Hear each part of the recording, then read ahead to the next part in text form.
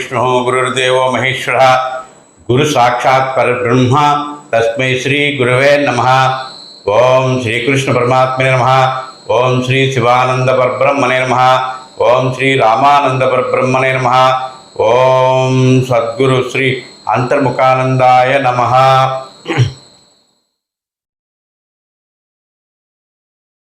योगमु रोगमु భుక్తి ముక్తి. భుక్తి లేకపోతే ముక్తి లేదు.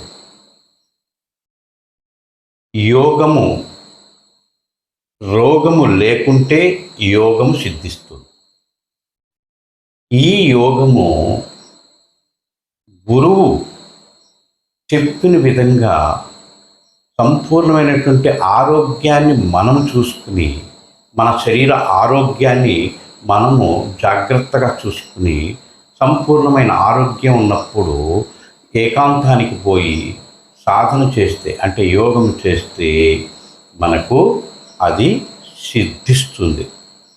శరీరంలో పుట్టెడు రోగాలు పెట్టుకుని నేను మోక్ష సాధన చేసి మోక్షాన్ని పొందుతాను అంటే ఈ శరీరము సహకరించదు.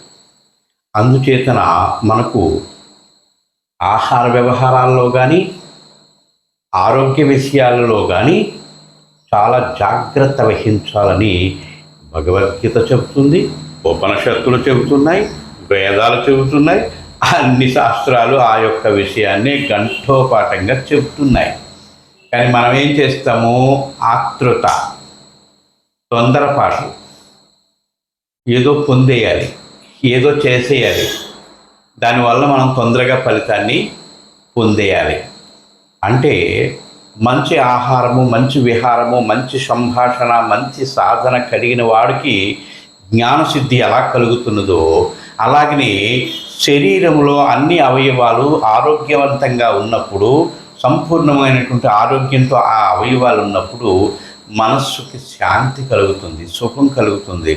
ఆ శాంతి కలిగినప్పుడు వాడు ఏ సాధన, అంటే ఆత్మ సాధన చేసేటప్పుడు బ్రహ్మ విద్యను అభ్యసించేసేవాడు వాడికి చక్కగా సాధన కుదురుతుంది. అందుకే ఆయుర్వేదం ఏం చెప్తుంది తెలుసా? సమదోష సమాగ్నిచ్చ, సమదోష సమాగ్నిచ్చ, సమధాతు మలక్రియా, సమధాతు మలక్రియా, ప్రసన్నాత్మేంద్రియ ప్రాణా స్వస్థ ఇత్యాభిధీయతే అంటుంది. అంటే చూడు, నీవు మన శరీరములో సమస్త ధాతువులు, అంటే మన శరీరంలో ధాతువులు ఉన్నాయి కదా, అనేక రకాల ధాతువులు ఉన్నాయని చెప్తారు కదా మహాత్ములు. అవేంటి? ప్రధానమైనవి ఒకటి చర్మము, మొట్టమొదటిది. రెండవది మాంసము. మూడవది రక్తం. ఇప్పుడు చాలామంది ఈ షుగర్ వచ్చిన వాళ్ళు మన రక్తాన్ని అస్తమాటు తీసి నెల వాళ్ళు తోడేస్తూనే ఉంటారు. కాబట్టి నాలుగవది క్రొవ్వు, అంటే 3 రక్తము, క్రొవ్వు. నాలుగవది వెముకలు, మన శరీరంలో ఉండేటువంటి సమస్త అస్థి, అంటే ఈ యొక్క బోన్స్ అన్నమాట. వీటినే తెలంగాణలో బొక్కలు అంటారు. ఈ బొక్కలు అంటే చాలామంది మన ఏరియాలో కొన్ని ఏరియాల్లో బొక్కలంటే భూతపదంగా భావిస్తారు. బొక్కలంటే దోమలు. గనుక చర్మము, మాంసము, క్రొవ్వు, రక్తము, క్రొవ్వు, వెముకలు, మజ్జ, శుక్ల సమానంగా జరుగుచు వాత, పిత్త, కపాలు. వాతము, పిత్తము, కపములు. ఈ వాతములు 82 వాతాలు ఉన్నాయని ఆయుర్వేదం చెప్తుంది. ఈ 82 వాతాలు మనకే ఉన్నాయి, ఒక్కొక్క వాతం ఒక్కొక్క విధంగా. వీటన్నింటిలోనూ ఎక్కువ మనిషిని 45 సంవత్సరాలు 50 సంవత్సరాలు దాటిన తర్వాత ఇబ్బంది పెట్టేది ఆమవాతం. ఈ ఆమవాతానికి పిత్తము, కపము తోడైతే ఇంకా చాలా ఇబ్బందులు పడతాయన్నమాట. ఇవి ఈ వాత, పిత్త, కపాలి 3 కూడా సమపాలల్లో ఉన్నప్పుడు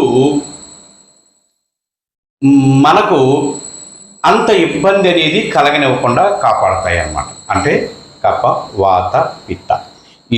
ఎవరు చెప్పినా, ఏ వైద్యుడు చెప్పినా ఈ 3 సమపాలనలో ఉంటే నీకే వ్యాధి లేదు సుమా.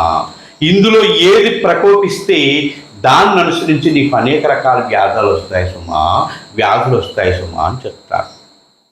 సమపాలనలో ఉంటూ ఇంద్రియములు మనస్సుతో సహా జీవాత్మ ప్రసన్నముగా ఉండు స్థితినే ఆరోగ్యమందులు. అట్టి వానిని స్వస్థుడంటారు. ఏమంటారు? స్వస్థుడంటారు. స్వస్థుడంటే ఎలాంటి వాడు గురు? స్వస్థుడంటే ఎలాంటి వాడు? ఇక్కడ స్వస్థుడంటే చూడు, నేను ముందుగా ఏం చెప్పాను? ధ్యానమందు నిమగ్నుడై నిరంతరము అభ్యాసం చేసేటువంటి వానికి తనలో తాను ఆ జీవాత్మను లయం చేసుకున్నప్పుడు పొందేటువంటి స్థితి అంటే ప్రాణము, మనసు, బుద్ధి, చిత్తము, అహంకారము ఇవన్నీ కలిసి ఏకస్థితిలో భూమధ్యంలో చేరినప్పుడు ఆ త్రికూట స్థానమందు కలిసినప్పుడు పొందేటువంటి ఆనందము అంటే స్థితి ఏదైతే ఉన్నదో ఆ స్థితి నిమగ్నుడై ఉండేటువంటి వాడు ఎవడైతే ఉన్నాడో వాడు స్వస్థుడు. స్వస్థత కలిగిన వాడు ఇటు ధ్యానమందు ఇటు ఆరోగ్యమందు కూడా ధ్యానమందు కూడా స్వస్థత కలిగినవాడు అంటే స్వతంత్రం కలిగినవాడు, సంపూర్ణమైనటువంటి స్వస్థుడంటే మంచి స్థితి కలిగినవాడు ఒక మాటలో చెప్పాలండి. కాబట్టి అట్టివాడిని ఆరోగ్యవంతుడు అందురు. అట్టివాడిని ఆరోగ్యవంతుడు అందురు అని మనకు ఈ యొక్క ఆయుర్వేద శాస్త్రం చెప్తుందన్నమాట. మరి అటువాడు సంపూర్ణమైనటువంటి ఏ వ్యాధి లేకుండా ఉన్నవాడు మాత్రమే మంచి సాధన చేసుకోగలుగుతాడు. కాబట్టి అట్టివారినే స్వచ్ఛుడని కావున కేవలం శరీరం మాత్రమే కాకుండా మనస్సును కూడా పరిగణంలోనికి తీసుకోవాలి. మనసును కూడా పరిగణంలోనికి తీసుకుని రెండింటిని సంపూర్ణ స్థితిని బడయుటయే మంచి ఆరోగ్యం అన్నమాట. అటువంటి వానికి మంచి బ్లడ్ సర్క్యులేషన్ జరుగుతుంది, వాయు సంచారం జరుగుతుంది. ఈ రెండు ఎప్పుడైతే జరిగాయో ఓ పెరాలసిస్ స్ట్రోక్ కానీ, బ్రెయిన్ స్ట్రోక్ కానీ, హార్ట్ స్ట్రోక్ కానీ ఇలాంటి ఏవి కూడా వ్యాధులు ఏవి రాకుండా, స్ట్రోకులు రాకుండా సంపూర్ణమైనటువంటి స్థితి కలిగి ఉంటాడు. ఆ సంపూర్ణమైనటువంటి ఆరోగ్యవంతుడు మాత్రమే మంచి సాధనలో మంచి స్థితిని పొందగలుగుతాడు. గనుక ఇక్కడ మనకు ఆయుర్వేదం హెచ్చరించి మనకు అందరికీ చెప్పవలసినటువంటి విషయం ఏంటి అంటే, ముఖ్య విషయం ఏంటంటే మలక్రియ అంటే మలము మన పొట్టలో ఎక్కువ రోజులు నిలవ ఉండకూడదు. ఏ రోజు ఆ రోజే పోవాలి. కనీసం నిన్న తిన్నది ఇవాళైనా జీర్ణమై పోవాలి. అంటే ఈవేళ తెల్లవారుజామున కంపల్సరీ ఆ 4 నుంచి 7 గంటల లోపులో అది కంపల్సరిగా మోషన్ ఫ్రీగా అవ్వాలి.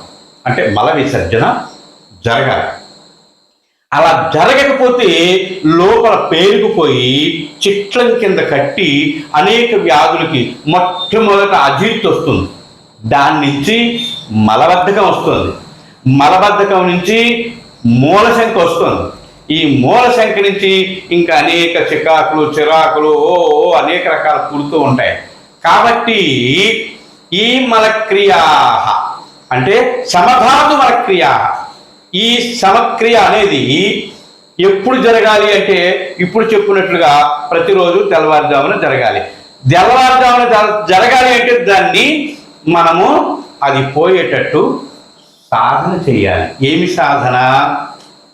అది బయటకు పోవడానికి ఉండేటువంటి ఆ ఔషధాలు ఏవైతే ఉన్నాయో అవైనా సరే తీసుకుని ప్రతిరోజు మలక్రియ పూర్తిగా పొట్టలో ఏ రకమైనటువంటి నిలవ మలం లేకుండా ఉండేటట్టు చేసుకుని చక్కగా ఆ యొక్క అభ్యాసం చేస్తే వానికి పొట్ట ఖాళీ అయిపోయి లోపల ఉండేటువంటి ఆ ఖాళీలోంచి మనకు ఒక రకమైనటువంటి ఒక శక్తి పుడుతుంది.